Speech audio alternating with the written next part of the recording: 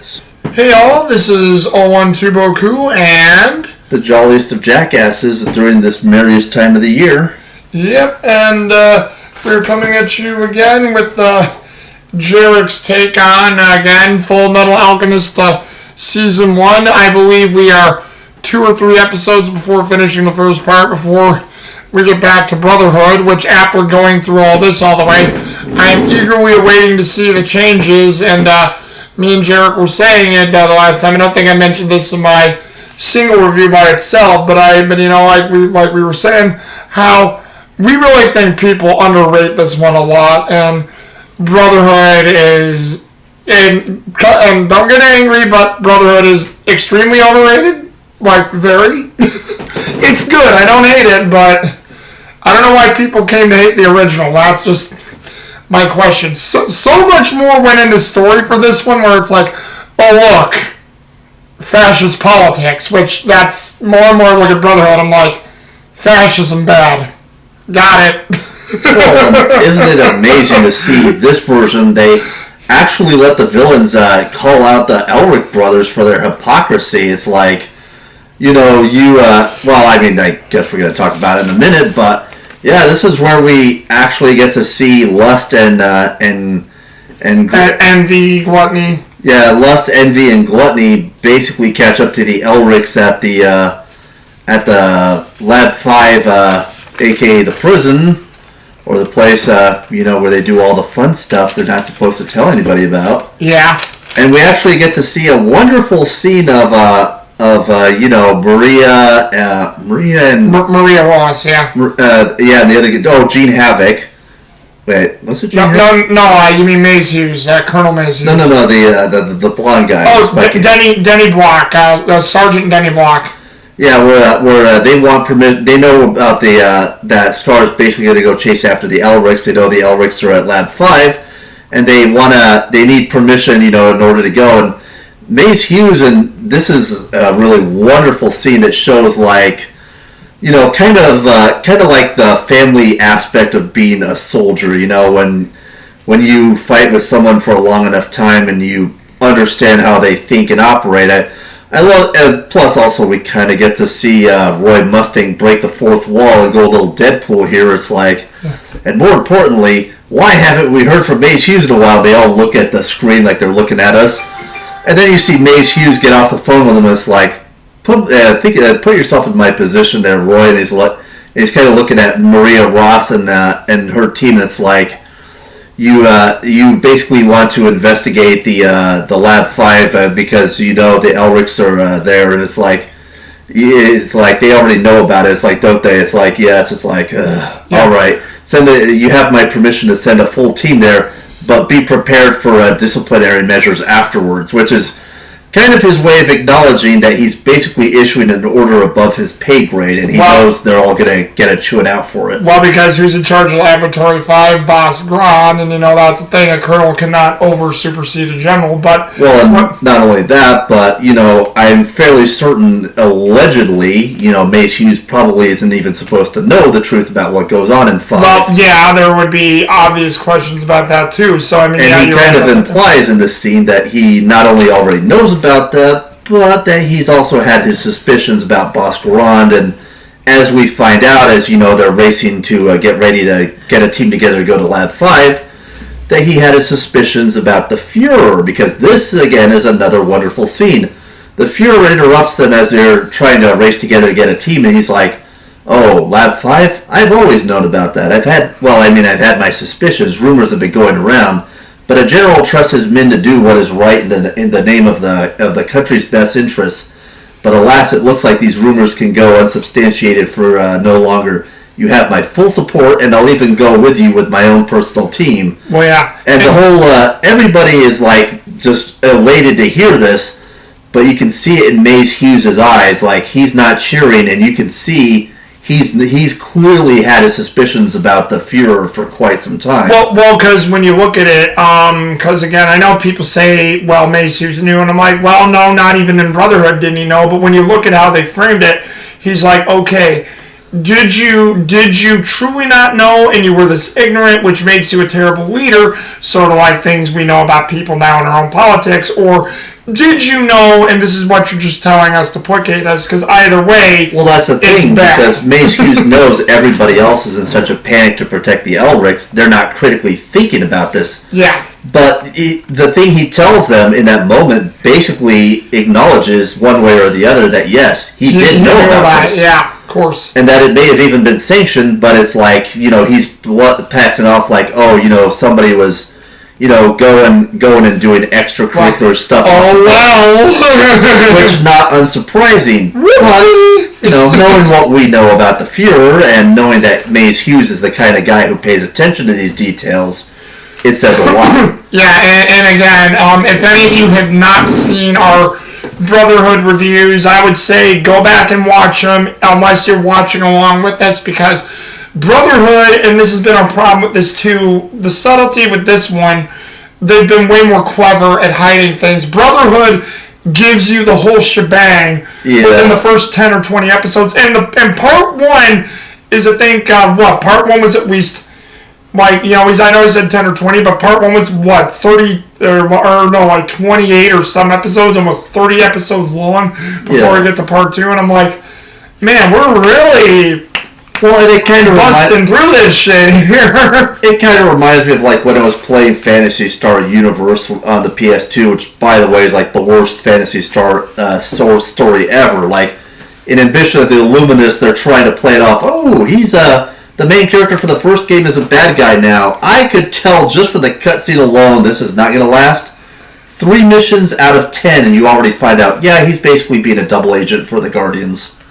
I'm like, fuck you, you couldn't even keep that a secret for half the count.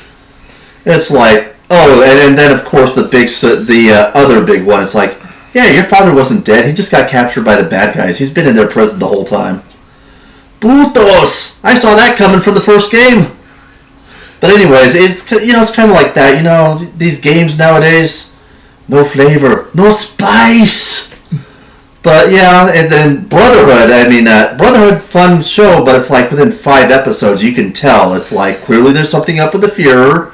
The military command is kind of dealing off the book stuff, and yeah, me and Boku were basically counting out the plot points before we even reached the halfway mark. Well, this one, we're actually getting some really, really good stuff, and even if we kind of already know a lot of this, some of the extra context and nuance to it is absolutely beautiful, wonderful. And again, not bad for a show that, because Hiromu Arikawa gave the anime creators who wanted to do the show the okay to do it, and they only had half the book series to work with without knowing the whole truth.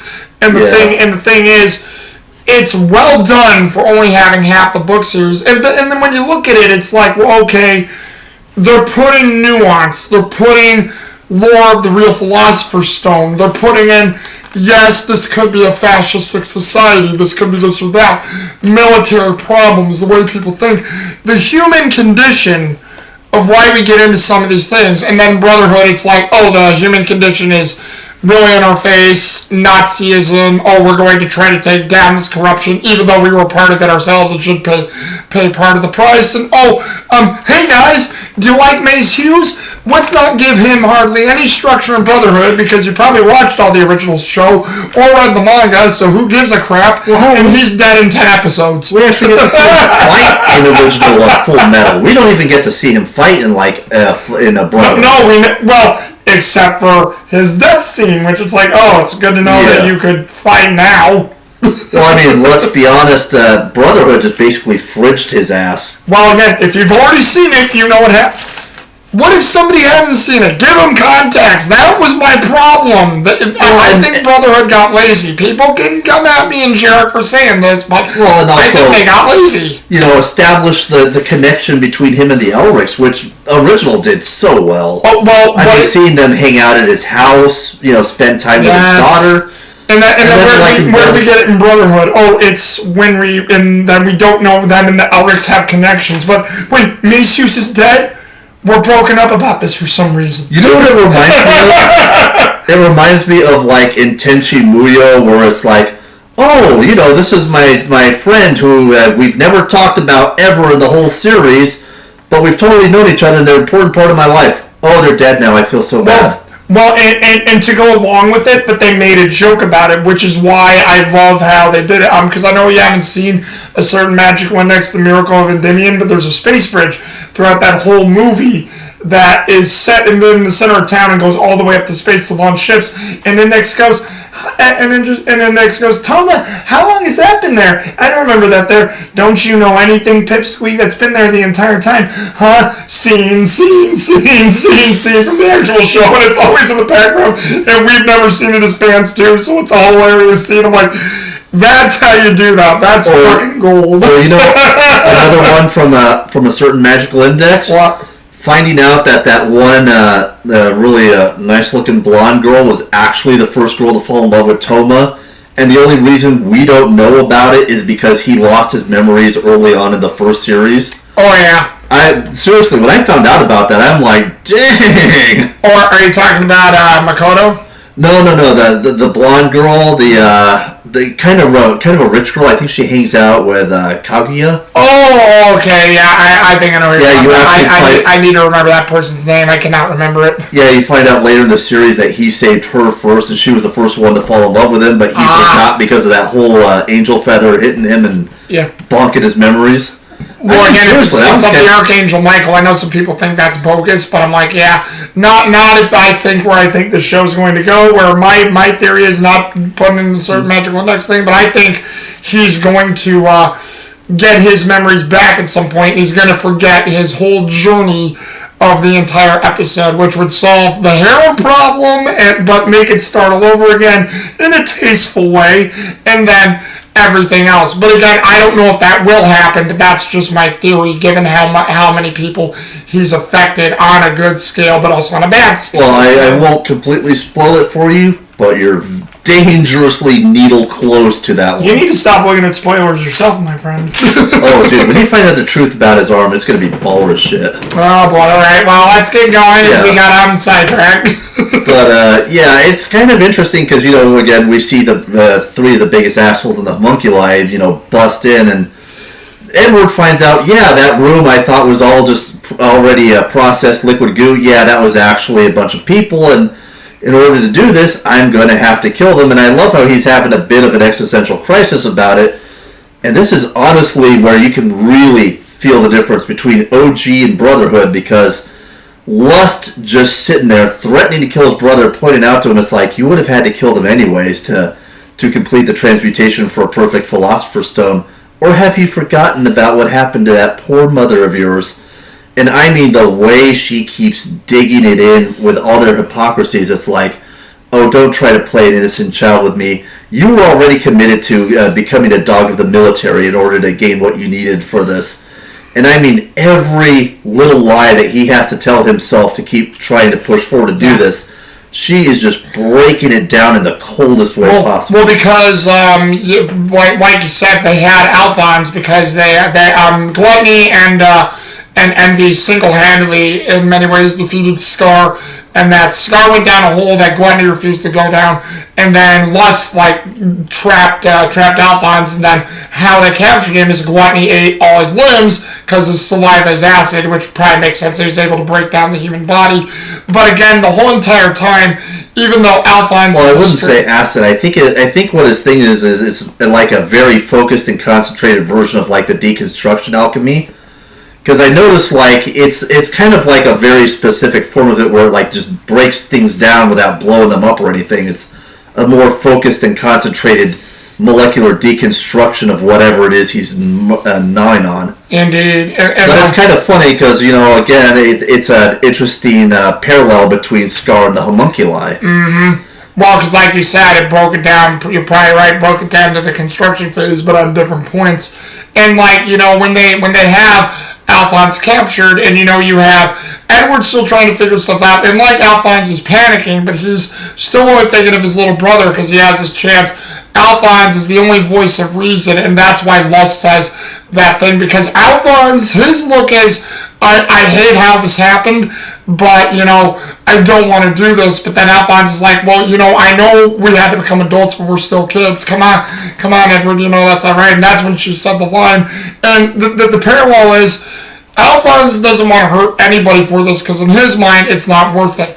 Edward gets more distraught when they tell him, not only were we shepherding you, we were trying to shepherd other alchemists here. So yes, you may have not have been working for us all the time, but we made sure alchemists like you knew about this because we cannot make this ourselves. So this has been our thing. Because he's telling us like this is it's a lie. It's our journey. We made this choice. It's like, and she points out to them, it's like, yes, you made this choice, but every step of the way, we left the breadcrumbs to ensure that you would make it to the right destination to serve our purposes. And it's kind of an interesting contrast because you see, like, Maria Ross and the good soldiers of Almestria are trying to protect these kids to make sure they don't have to give up all of their childhood for this. Mm-hmm. But then you see Lust on the opposite end of it, trying to push them down that darker road and force them into the darker side of the adult world to fulfill their ambitions. Well, and because... why? Not only does Edward want to get Alphonse's body back, and again, since he's already talking about that part, Shao Tucker knew about this too. Shao Tucker's desperate because he wants to get his daughter's body back and implant his memories into her to make as you pointed out, Jherick, a more perfect Nina, and I mentioned that in the thing too. But also, you probably see, I don't know what gluttony or envy's thought processes are because you don't hear as much from them, but Lust says in a very meek, genuine way she wants to become human, and that's probably the most human we've seen her sound because it's something she really wants and it's genuine. Before we mentioned that, you did mention, which is something I forgot, how, Scar escapes by jumping into the prison where they were housing. Well, not in prison, he rolled into it. Well, yeah. Sad to say. Well, for Greed it was a prison, but it was basically the warded room where they were trapping Greed, and I love how you see the fear in Greed's eyes because he knows what he can, well, even if he doesn't know, he can, gluttony. He can instinctively sense this is a place meant to trap bad people like me. Mm-hmm. And it's interesting because it's a bad place. Yeah, and I love the way he says that too. But it's interesting. The same wards and runes we see in a lot of the other parts of the show. Scar's arm, the area for making the Philosopher's Stone, and it's an interesting thing to see. We're seeing the consistency with some of the design elements of the alchemy, and it's interesting that even if Gluttony's probably too stupid to understand this, instinctively he knows what it is. Yeah, and like you pointed out, since you mentioned the symbol, when Edward needs to reconfigure the symbol for the symbol to be stronger before he realizes he's transmuting humans, Tucker points this out to Edward that he made a 7-pointed seal, and both me and Jherick pointed out sort of the religious significance of that, because again, apparently from what we know of biblical things in the Dead Sea Scrolls, 7 gates of heaven, 7 circles of hell, or 7 gates of hell, however you want to say it, and it's like funny how he had to create a 7-pointed thing right when they're about to sacrifice whatever's left in the red water, which, he's already thinking, I don't want to do this to human souls, but, Tucker and even number 48 point that out to him that, these souls are probably, crying out. There's nothing more that can be done to them. But like they said, it wasn't enough. They needed more live humans. So. Well, and what's interesting is Edward himself admits something kind of interesting in this moment. He says, the idea for the design just kind of came to me, and this to me is like the first sign that the souls in the red water are resonating with him. They want their freedom, and by being processed into this Philosopher's Stone for whatever it is they're going to do, they'll finally be released from their red water state. Mm-hmm. Even if it is only to be spent as fuel for this thing, they'll finally be free from this tortured non-existence. And by the way, what Lust does to try to push him even further down the desperation by scratching out the blood seal on number 48 is just cold as ice. And I love how there's you almost see the fear, you hear the fear and the panic in 48. But strangely enough, I don't think it's because she's killing him.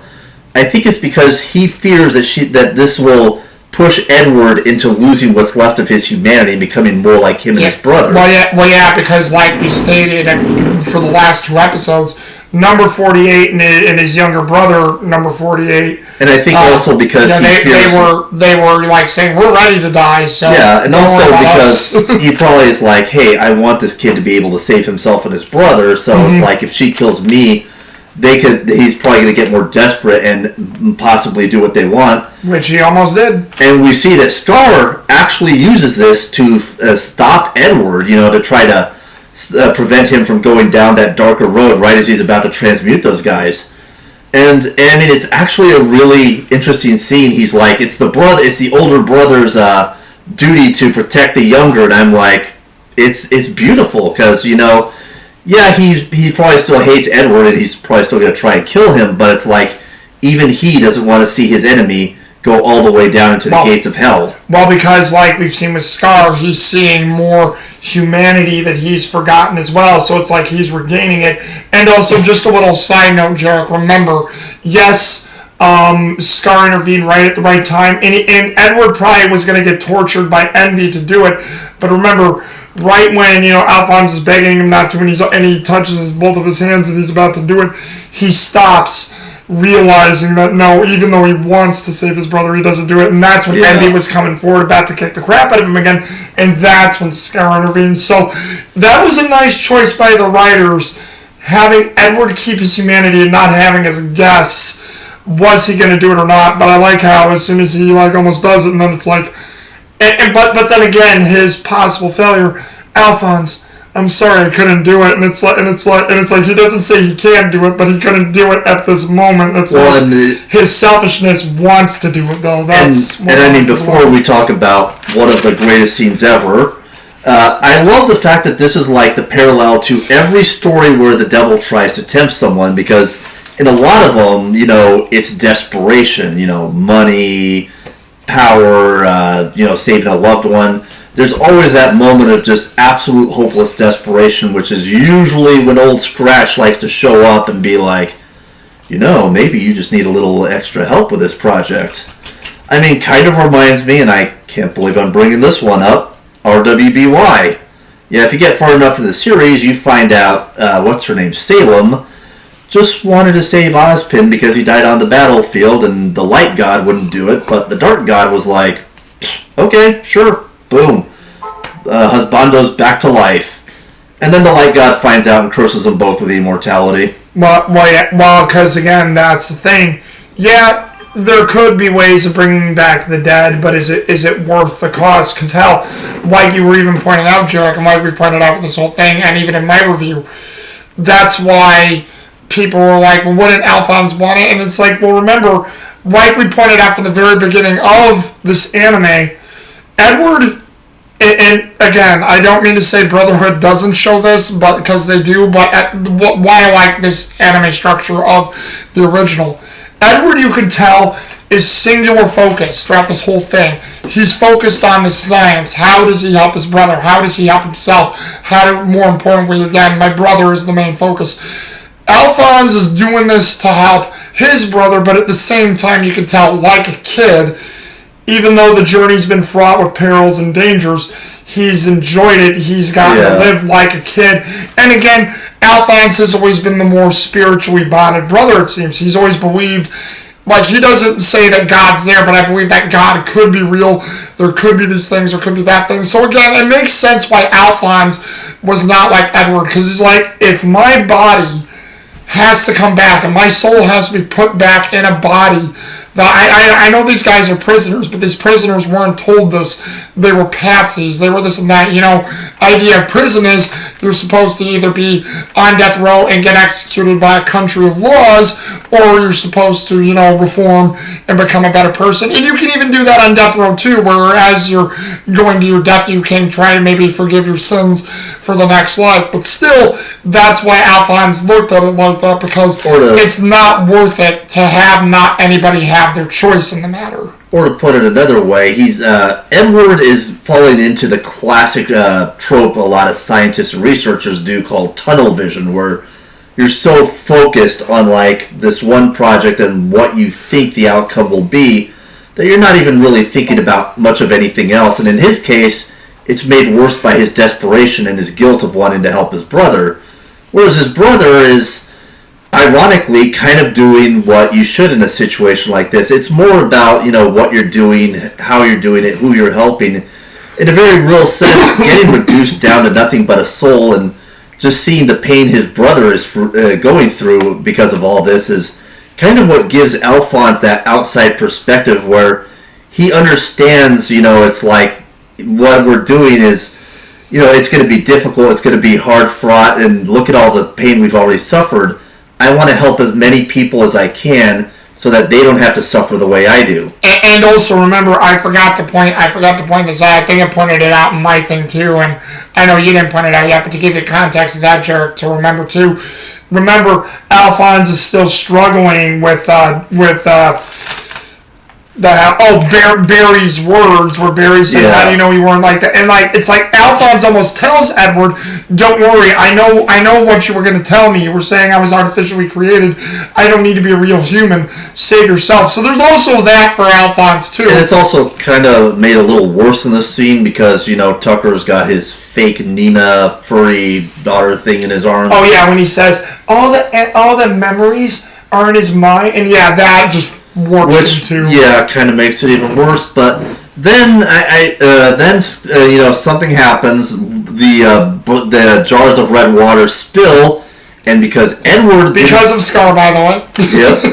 I mean, hey, he is the alchemist of destruction. But the red water spills, and because Edward didn't finish the transmutation, the prayer is still half active. The water resonates with him and absorbs into his body, and the glow is insane. And you know what? Before you continue that one, Jherick, I've got to say, I'm happy they did that because I don't know if we haven't seen it in Brotherhood.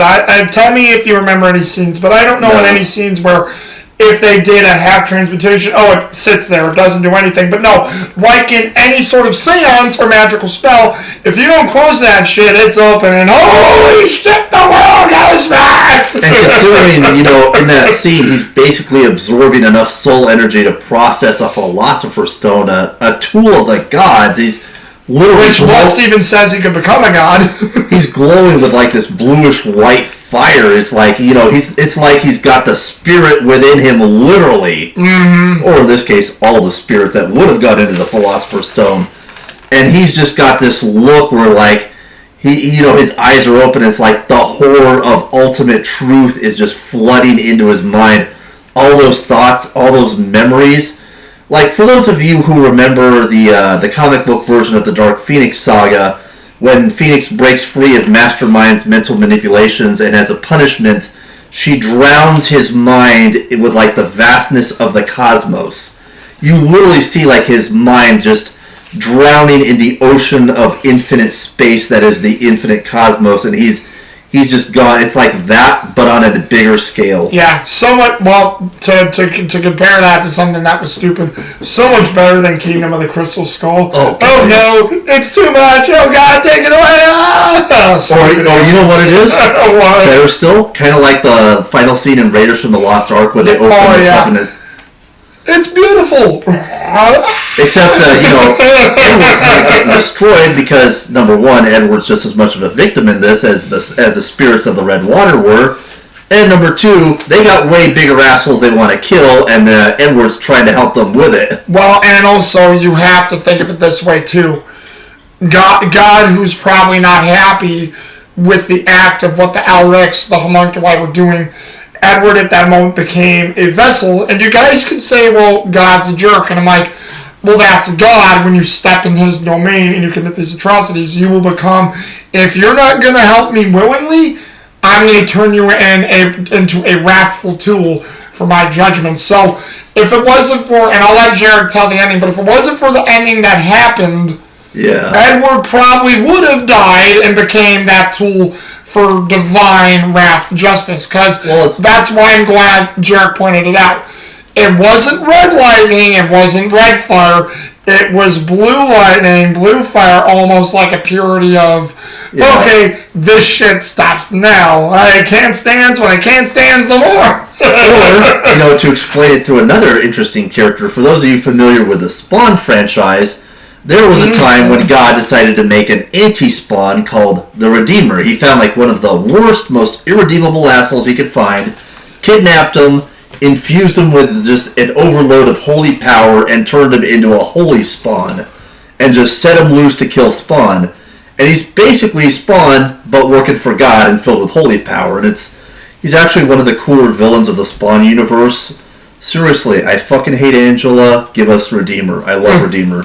Because he's got like this crazy helmet with like this cross over his face where like the bars cover the eyes, and you know, he can like form holy weapons out of just straight, pure, raw faith out of his... It's just the coolest shit ever. But anyways, yeah, I mean, it's kind of like that, you know, where like, you know, if Maria Ross, God bless her beautiful soul, shows up, hugs him, reminds him of the humanity he's trying to protect for him and his brother. Mm-hmm. And of course, you know, since this is like the most motherly thing ever, it just, you know, instantly, like the souls depart from Ed, and he's back and he's back to Ed. He's just crying in her arms because... Sorry, man, no worries. Because, I mean, this is like, again, they did sign up to become soldiers, but they are still children. Yeah. And what is the biggest thing any child who loses their parents wishes for? To be in the arms of a parental figure who's there to comfort them, to shelter them. And God bless Maria Ross, she got a way better deal in original than in Brotherhood. So, OG. And then like we pointed out, because there was a difference. Because again, I've never seen both of the shows in their Japanese format completely, because I was a dub purist before I started liking both the Japanese and the dub. And in the Japanese, they have Edward say like he's feeling his mom through Maria Ross. Yeah. Where Romy Paku says mom, and he reverts.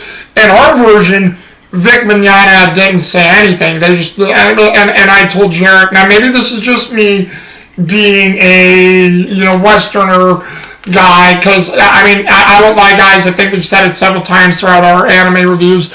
There are bad dubs. I will say this: there are very bad dubs. But I've always been a dubbed guy more than a sub guy, because dubbed is how I all started this. I know people said, "Oh, we saw sub first and sub was better." I'm like, I like both, but I prefer dub over sub, because sometimes the way, if we do it really good, our way of explaining things can come out a lot better than the traditional honorable way of the Asian inflection and whatnot. Well, honestly, I kind of like the fact that he didn't say anything, because it was felt, yeah. Yeah, and number two, it's like you have to imagine, after having all those spirits, all those thoughts and memories in him, once they're gone, he would be spent. I mean, he would just be out. And you kind of see this when they're like carrying him in their arms as they go back, and the soldiers are cheering, and it's... Yeah. And again... And then Bradley... Yep. and again, you know, you get the impression that Bradley is just impressed with this kid, because again, he mentions, well, we can't let anything bad happen to the Fullmetal. That would be a real tragedy now, wouldn't it? And the fact that he probably realizes that this kid channeled the power of a god through the philosophers, through the red water, and survived, it's like, yeah, this kid is something. And you can see this is his humanity, or, you know, whatever of it remains in him, shining through. It's like, even he's impressed. It's like, regardless of who I am or who I'm associated with, this kid did something even. And it also kind of harkens back to a line I forgot to mention earlier, where Lust lets loose a bit of a big tell. Where Edwards challenges her, is like, if you guys are so powerful, why don't you make the Philosopher's Stone yourself? Because we can't do alchemy.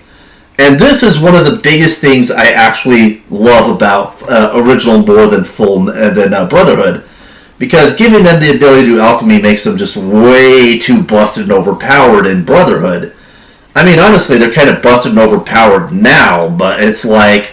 And honestly, to me, this also kind of makes more sense, because alchemy, you know, according to many major myths, religions, nations, and cultures, is basically power of the gods. It is a small aspect of God's power that we can exert on planet Earth. So it would make sense that a power that basically, you know, gives us a small scale access to like the same kind of creation power as the gods would be like a sort of holy power that, you know, these unholy creatures created of a unnatural creation would not have the right to exercise, because they're not truly human. Well, and what was funny was, a little thing that I'll add that you didn't mention. But again, it's such a small thing to forget because it just popped in my head right now. Remember when Edward brought that up? Who made you? And Envy kicked Edward, saying, "We weren't made, we were born." So that's a question too. How are they born? Well, and so nobody made them. You know, we won't spoil that for now because that will be an important plot point later on. Unless you guys have seen Brotherhood and it's random as fuck, but oh well. Yeah, but I mean, it is kind of true because in a sense we know that they're sort of born. I mean, you know, you don't exactly get to see it fully, you know, when they try to transmute their mother, Trisha Elric.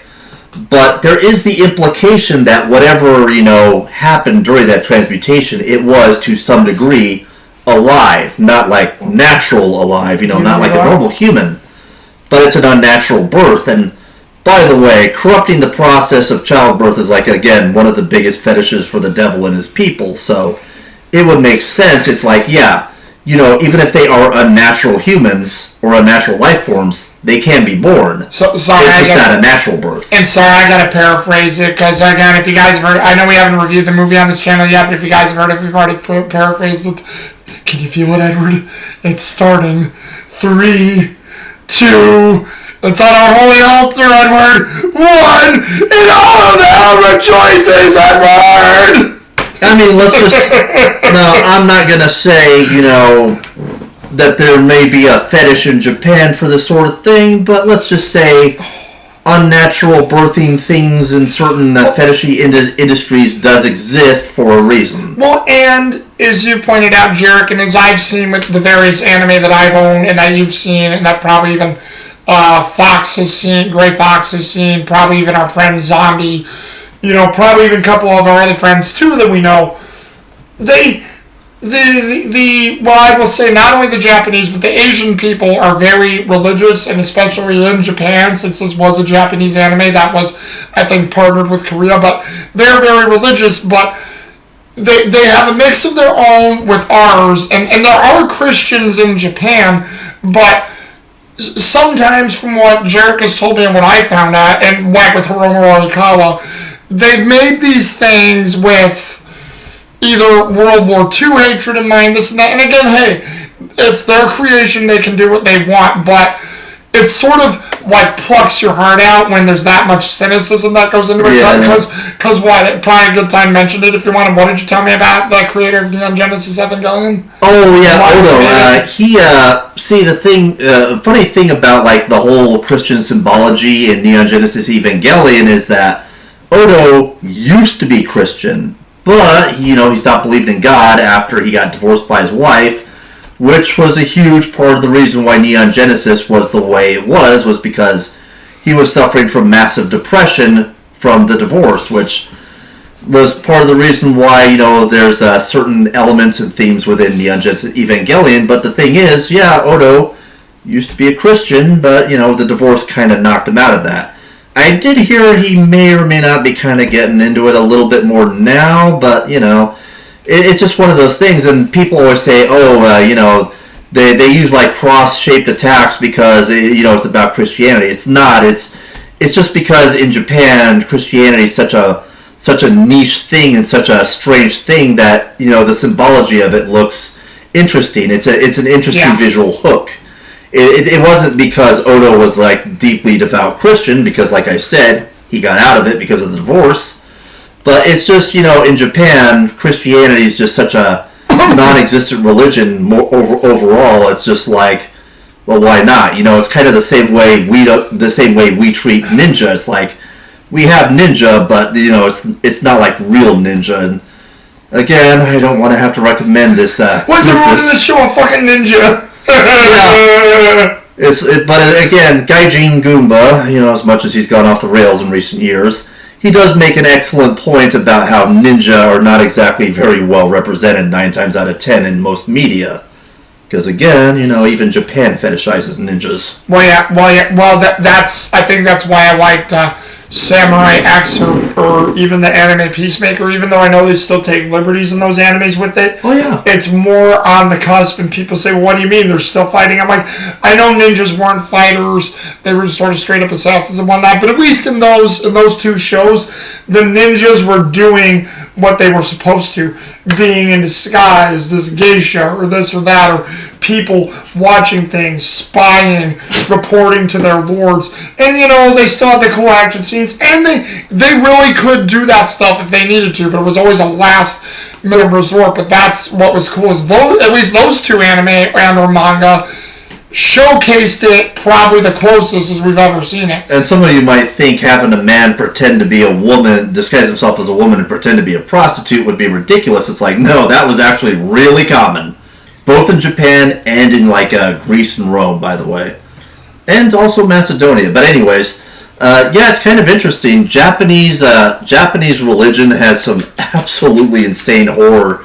If you want a good taste of that, try playing the Tukiden series on Steam, especially Tukiden 2. Wow. Great game. It's kind of like Monster Hunter, but with Shinto. Or see any of which some of them I will not go back and see, at least not too quickly, any of the urban legends of Japan or Asian culture. And also, not only that, let's be fair, if you guys have ever picked up, seen artwork, or even read up on Junji Ito.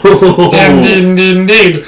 Oh, Horror Central, man. Oh, yeah. The John Carpenter of Japan, if you will. But, anything on the episode you want to add, Jherick? Since basically, I think you did encompass the main meat and potatoes of the episode. It's again, this is something I love about the contrast between OG and Brotherhood. Seeing Scar, I mean, I'm sure he, given the choice, he'll still try to kill Edward, but he's starting to, he's starting to get a little of that humanity back, and we saw this earlier in other episodes, but at the same time, it's kind of like Cain, once you do the deed, there's no going back.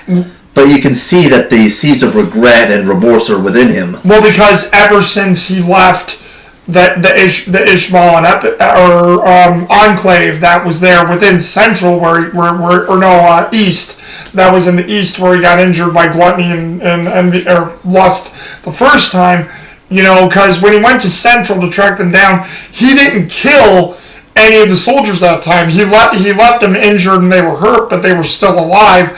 So again, he's already killing less people. So when he saw something of his people, and when they said, do you think your people would want you to do this? Do you think our ways would want you to do this? God would not smile, because that's what the old man tells Scar and the little kid. I think his name was Rick, told Scar, God would not smile upon you for doing this, because yes, you're doing it in the name of God, but are you feeling satisfied? Do you feel his spirit towards you? And we've already heard Scar say he'll deal with that when he comes to it. So again, he's had several instances now where, and you know what that reminds me of? Maybe I'm not doing this right. That scene of him walking away from that refugee camp, it reminds me of the depictions in the Bible of Adam and Eve when they're banished from the garden. Which on a quick note too, since we said it, what version of Scar do you like better? Do you like Brotherhood Scar, or do you like this one more? Because, even though we haven't gotten this whole thing, I like this one more, because this one's more oh yeah, I have a structure. It's and you're making that structure much more believable than, and hey. Oh, easily original Scar better, because, you can see that he's more disciplined, he's far more intelligent, he's a much better hunter. And honestly, I prefer his redemption arc in this one to Brotherhood, because in Brotherhood, I find it a little weird that it has to be people of Xerxes that get him to be a bit more compassionate.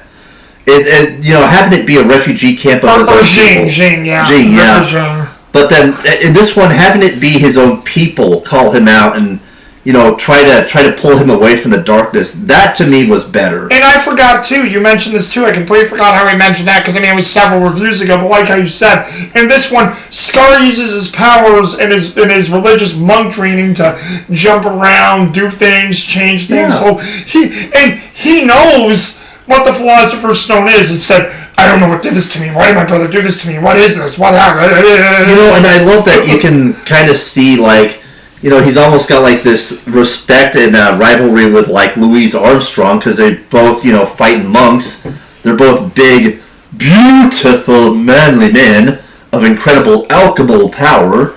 And yet we know that his final battle will probably likely be with Bradley because, King Bradley's the goddamn beast of the West.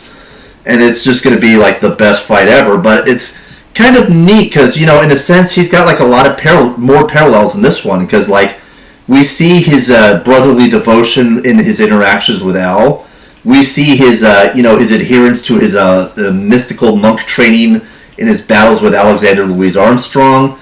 And we know damn well, his bloodthirst and vengeance against his enemies is going to come out when he's facing Bradley.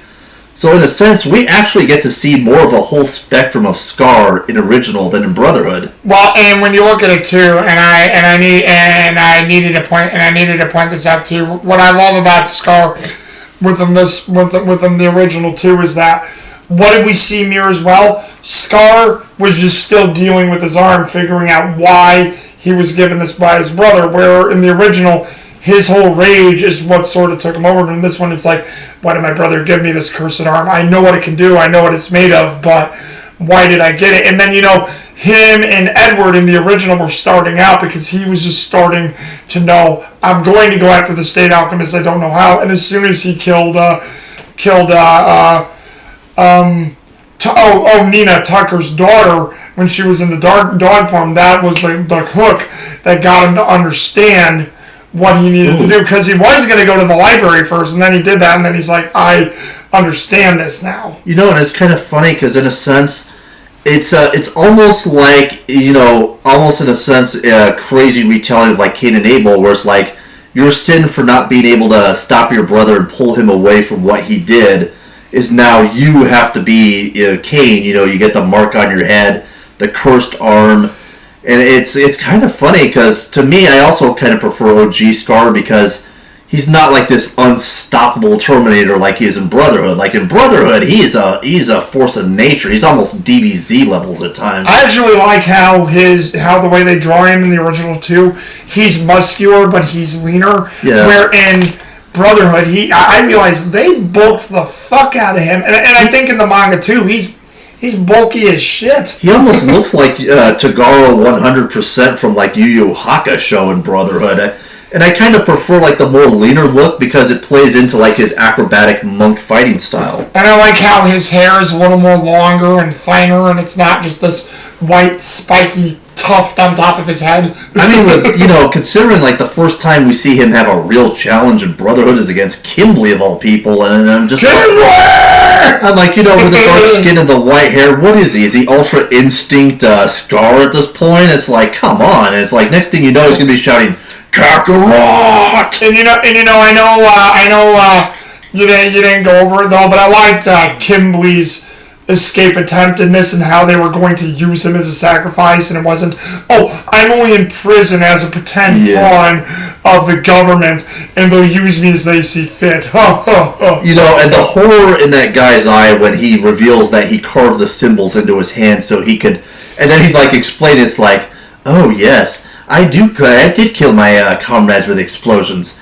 Do you want to know how? No, it's like, it's funny, really. Even though the body's like 85% water, there are trace elements of other minerals and proteins and nutrients within you, and all you gotta do is condense and refine them just a little bit, and then give them that nice little spark. Boom. Well, and then he's like, and then with this much red water to amplify my power, and that's how he fucking just brilliant, fucked up and brilliant. Oh, dude, Kimberly is always a scene stealer, but this was like, honestly, I loved it. And plus, also it's kind of neat to see that somebody actually was smart enough to put that psycho in jail. Probably like Bradley's like, because Bradley's like, this guy's gonna fuck up the whole deal. Yeah, and then of course in Brotherhood it's like, nah, we'll just release him and ask him to work for us again. It'll be fine. Yeah. I mean, and as cool as that whole thing was where he put that watch on that guy's wrist and he thought it was a bomb and it was just a dumb toy. I mean, yeah, cool, but it's like, I don't know, there was something hokey about, he's in prison for pretend. Yeah. Looked pretty good to me. Okay. So what is this? It's like, yes, evil, nuts. I'm sorry if it sounds like I'm bitching about your work. I'm not trying to, and I'm sorry for what maybe your grandparents and, any of the Japanese people who went through that thing with China and the stuff with the Nazis and all that stuff during that time. Apologies, but yeah, I get it, but when you put that much of your hatred into the work and it becomes that obvious, because I've read the manga and it is there in the manga, not all the way, but in the parts I've read, it is verbatim like the way it is in Brotherhood. So Brotherhood is the actual adaptation of the manga done well, but it's like, I get it, but this is why me and Jherick have called out. Oh, don't worry. Mustang and Hawkeye and everybody else. Oh, we feel bad, but once we get into control, we'll punish everybody who did their things, including yourselves. Yeah, don't worry, people. If you think we're ranting a little hard on Arikawa, pray to God we never get around to like Ranma 1/2. You're gonna hear some really crazy stuff from us if we do that. That or Yuritsu Yatsura, if we want to tell the truth, because after what you and Great Fox have pointed out, Jherick, there's a whole bunch of shit there. Oh, people, just wait till we get around to like Inuyasha. You're gonna hear some stuff. That too, yeah. But it's a great scene, and plus, if we ever see Kimberly interact with the military again, it's like, oh, if you were just in there for pretend, then why all the is the deep role play? It's like foreplay. Yeah. And this is why nobody wants to work with you, Kimberly. It's like, you asked, Mustang. Well, and it's like the classic thing we hear from a lot of villains, because it's fun. But like I said, nobody gives the part where we actually see the real Barry the Chopper, and that's why I've always loved that scene. Why would someone kill someone for such a ridiculous reason? Because they can. I'm just realizing that now we've got Kimberly and Barry the Chopper on the loose. It's like, oh, this is Halloween. This is Halloween. And then we never got that except for a little excerpt in the manga or anime in Brotherhood. And that whole episode makes him feel that much more of a threat because, and it gives him that much more insane because, when Edward's freaking out and struggling to get free, he keeps saying before he does stuff to him in Winry, before he gets away and buys enough time for them to be rescued, like he said to Edward, for no reason my wife was nagging me about something without meaning to, I chopped her to pieces, and like he even says without meaning to. So if you didn't mean to, why the hell did you kill her?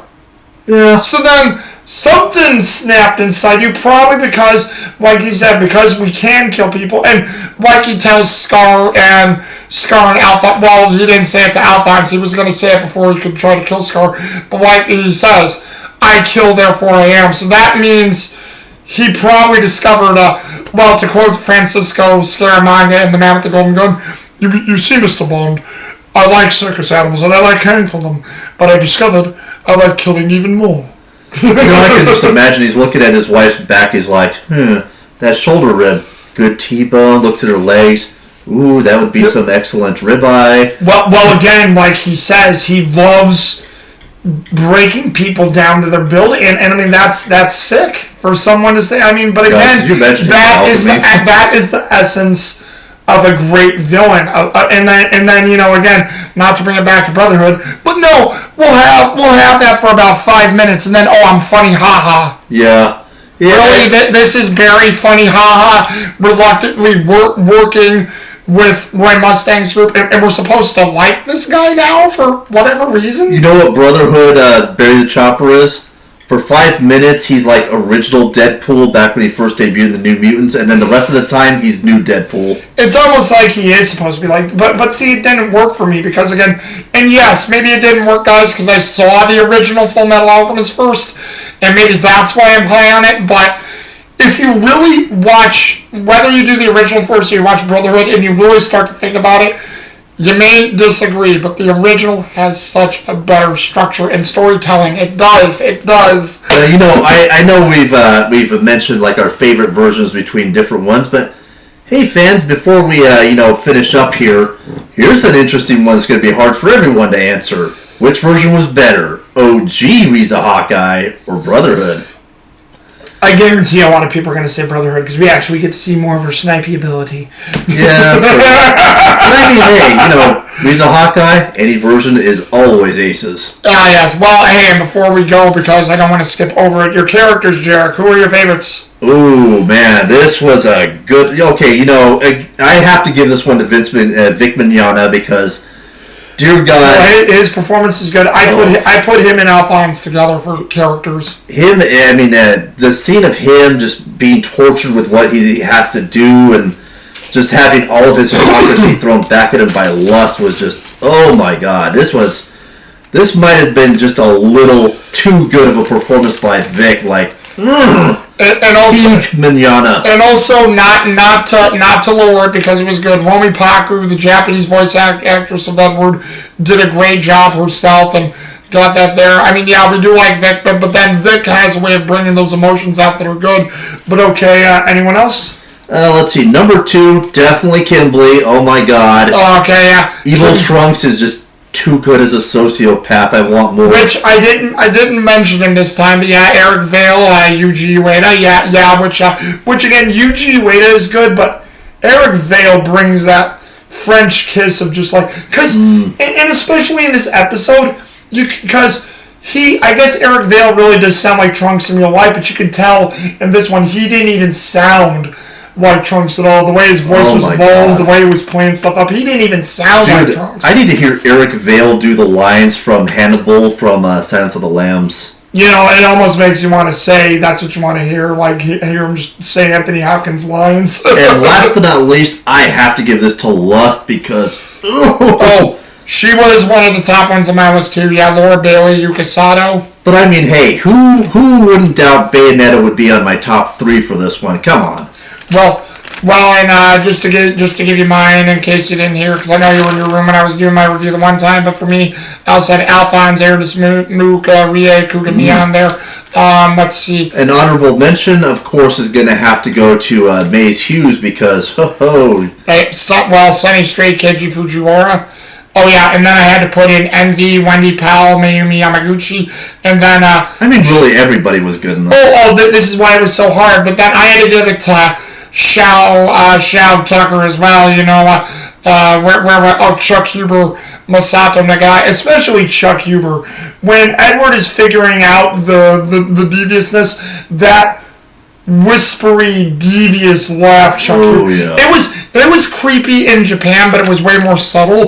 But in English, it was that sent chills down my spine. It's a shame we didn't get to review this for Halloween, but I mean, hey, just consider this our Nightmare Before Christmas. Hey, well, there you go. Well, again, what did you guys think of the episode? I think Jherick broke it down cool. And did you like my additions? Again, have you...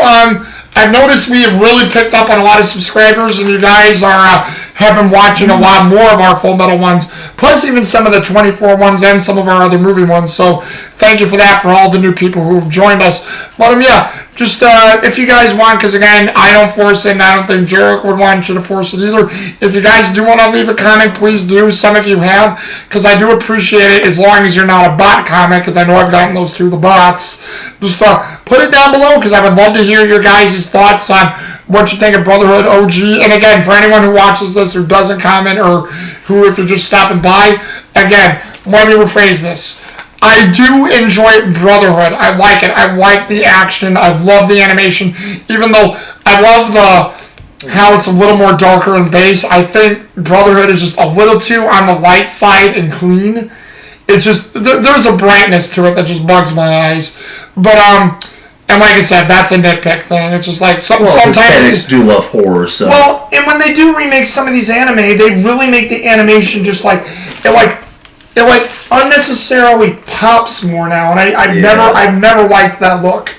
I've never liked the poppy clean look of the remakes. But that's just me. And yes, Kai has it too. So before you guys think I'm giving shit to Full Metal, Kai does it as well. So does Super and all of them. Well, at least they didn't go full Fortnite like Super did. Well, yeah. The sparkles. The J.J. Abrams light glare. They're 3D. But so again, what do you guys think? Just leave a comment down below.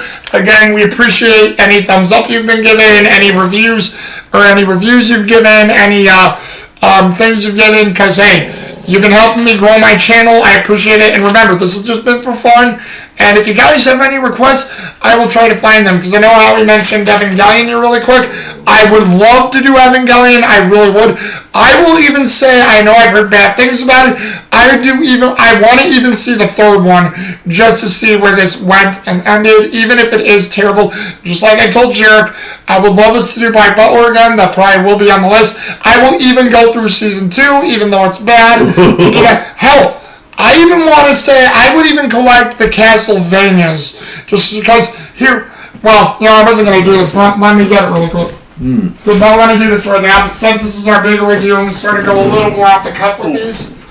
You alright, dude? You know what? I'll get it next time, or maybe I'll save it for when we do Black Butler. All right, but again, if you guys want to know how to do bad, this series.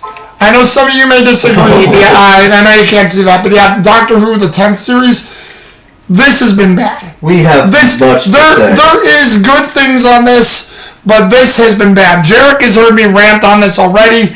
Jherick, I think, has seen quite a few of the reviews of the episode, so he's sort of heard the rumors. Yeah, I've been confirming his rumors, and he's been as pissed off with this. Bad. He's been as pissed off with that series of Doctor Who as I am with the Fallout TV show. And well, here's the thing too. Bill here. Oh God, oh God, as bad as Rose, not more. And hey, what is it? I think one of your names are Spider-Man. She's a friend of mine. I know she was saying we had a thing about this last week, but it's like, sorry, Spider-Hulk, as your name is. I believe 64, I think too. But I can't get into her. I'm sorry. It just... Oh, but yeah, like I said, I almost want to start doing Doctor Who too, just because of how this has been. And we'll talk about the good... And, maybe we'll start talking about the flaws of the Doctor, because this is really pointed out. The Doctor has a lot of flaws, even when the show was good. That... For a guy who is technically like a friggin' god, who's not God, maybe... the Time Lords were right, and we shouldn't be butting in everywhere we go. And also, stop with the Deus Ex Machina companions. I'm tired of... And you know what? That's her name. Troy Hulk Spider 64. I will agree with you on this, because I like Donna. I know you didn't like Donna, but I will say this. Donna also had a Deus Ex moment too, because the whole Dr. Donna thing. I get it. But again, it's been happening too much. Why are these companions getting this? It's like, is the Doctor this bad that he has to have companions that have Deus Ex Machina? God, just no. Yeah, why are the companions more powerful than the Doctor now? Hey, you want to see me piss off the BBC? Rassilon did nothing wrong. Well, Jherick and I have been discussing that, but again, we'll save it for another time, because if we get into this, like I said, it may not happen now, but I may probably even start acting to Doctor Who, because that's how much that's ticked me off. And yes, some of it is because of racial priorities that we didn't need to point out in a good show. Boy. He's not, as long as he's doing right.